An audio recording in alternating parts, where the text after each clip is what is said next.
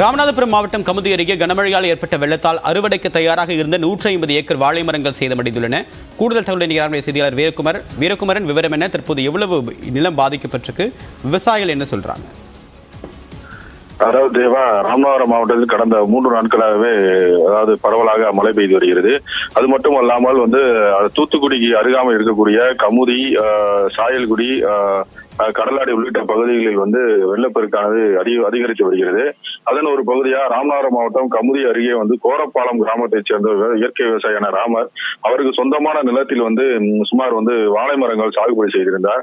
அது தற்போது நன்கு காய்த்து விளைச்சலுக்கு அதாவது விவசாயத்திற்கு அறுவடை செய்யக்கூடிய நிலையில் இருக்கக்கூடிய விவசாய வாழை மரமானது இந்த காட்டாற்று வெள்ளத்தின் காரணமாக சுமார் ஒரு 4 ஏக்கர் முழுவதுமாக முற்றிலுமாக அடியோடு வேரோடு சாய்ந்துள்ளது.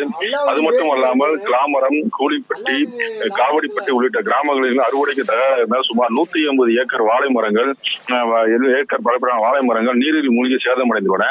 இதனால் மாவட்ட நிர்வாகத்திற்கு தலையிட்டு உரிய இழப்பீடு வழங்க வேண்டும் எனவும் இதன் முறையாக கணக்கீடு செய்து இழப்பீடு வழங்க வேண்டும் எனவும் விவசாயிகள் கோரிக்கை வைத்து வைக்கின்றனர்.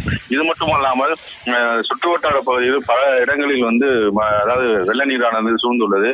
இது விருதுநகர் மற்றும் தூத்துக்குடி அருகாமையில் இருக்கக்கூடிய கரையோரங்களில் இருக்கக்கூடிய நீரினால் இங்கிட்டு வெள்ளங்கள் சூழ்ந்துள்ளது. தேவா, உங்களுடைய விரிவான தகவலுக்கு நன்றி வீரகுமரன்.